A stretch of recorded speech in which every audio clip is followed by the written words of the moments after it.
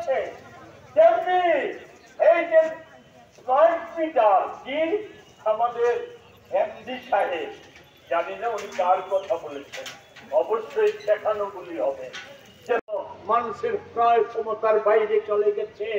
আর সরকার GST নিয়ন্ত্রক যে সংস্থা, সেই সংস্থার 2024 সালের 3 বছরের রিপোর্টে দেখা গেছে কি, দেখা গেছে যে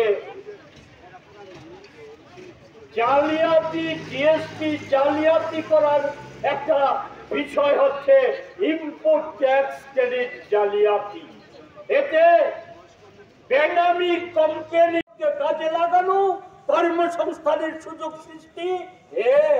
কংগ্রেসেরই নেতা প্রয়াত রাজীব গান্ধী, উনি ওই শ্যামপিত্রদাকে হাতে নিয়ে ওনাকে দিয়ে যাত্রা শুরু করেছিল।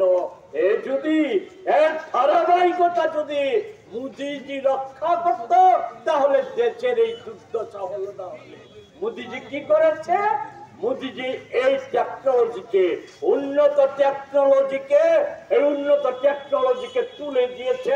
একদিকে হচ্ছে কর্পোরেটদের ধনী আরো ধনী মুনাফা সৃষ্টির লক্ষ্যে, অন্যদিকে জালিয়াতি যারা তাদের সুযোগ করে দিতে। স্মার্ট মিটারে কি হতে যাচ্ছে এটা অনুভব করার জন্য আমি শুধু ডিজিটাল নগদবিহীন লেনদেনের একটা ছোট্ট তথ্য, যেটা গত পার্লামেন্টের যে বাজেট অধিবেশন, সেই অধিবেশনে আমাদের দেশের অর্থ মন্ত্রক থেকে, কেন্দ্রীয় অর্থ মন্ত্রক থেকে যেটা দেওয়া হয়েছিল, সেটা হচ্ছে এই ডিজিটাল লেনদেনে, ক্যাশবিহীন লেনদেনে আমাদের দেশে যে জালিয়াতি হয়েছে তার সংখ্যা হচ্ছে মাত্র 44 লক্ষ। এই 1 বছর 10 মাস সময়ে 44 লক্ষ জালিয়াতি, যাকে আমরা সংক্ষেপে বলি সাইবার ক্রাইম। আর টাকা কত লুট করে নিয়েছে? টাকা লুট করে নিয়েছে 6,794 কোটি টাকা। প্রশ্ন হচ্ছে, একই ধানমন্ত্রের শিবের গীত না শিবের গীত নয়। আমি মনে করিয়ে দিচ্ছি, এই যে বলা হচ্ছে স্মার্ট মিটার, একেবারেই নির্ভুল। আমাদের আগরতলা শহর সহ গোটা রাজ্যে কোথাও কোথাও স্মার্ট মিটার চালু হয়ে গেছে। তার আগে ডিজিটাল মিটারে আছে। এই 7.5 বছরের মানুষের অভিজ্ঞতা, 7.5 বছরের মানুষের অভিজ্ঞতা হচ্ছে বিদ্যুৎ নিগম, ওই কার্যকর্তা যারা বসে আছেন তাদেরকে জিজ্ঞেস করি, আপনারা যখন ক্ষমতাসীন হয়েছিলেন তখন তো এই বিদ্যুৎ নিগমের স্থায়ী আমানত ছিল 350 কোটি টাকার বেশি ব্যাংকে আমানত ছিল। এখন গত মার্চ মাসে যে আপনারা হিসাব দিয়েছেন, এতে কি দেখা গেছে? এতে দেখা গেছে 285 কোটি টাকা দেনা। তা কোথায় গেল? 350 কোটি টাকা কোথায় গেল? এর জবাব কি?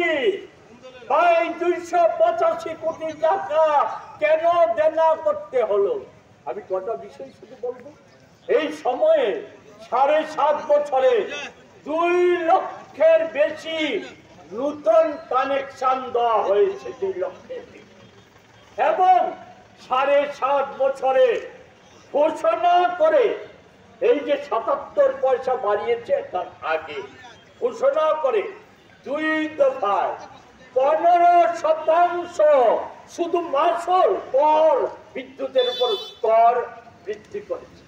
এছাড়া ওই আমাদের তন্ময় বাবু বলার চেষ্টা করেছিল আপনাদের সামনে একটু, যে বিভিন্ন করের মাধ্যমে কখনো ফুয়েল চার্জ, কখনো মিটার রেন্ট, কখনো সার্ভিস চার্জ ইত্যাদির নাম করে বিভিন্ন ভাবে কর আরোপ হয়েছে 15.5%। এখন তো 77 পয়সা হচ্ছে দৃশ্যত, অদৃশ্য করটা কত?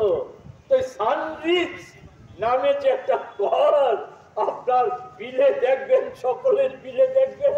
আমি বিদ্যুৎ নিগমের বাবুদের কাছে, পণ্ডিত বাবুদের কাছে আমি প্রশ্ন রাখতে চাই, এই বিষয়টা কি?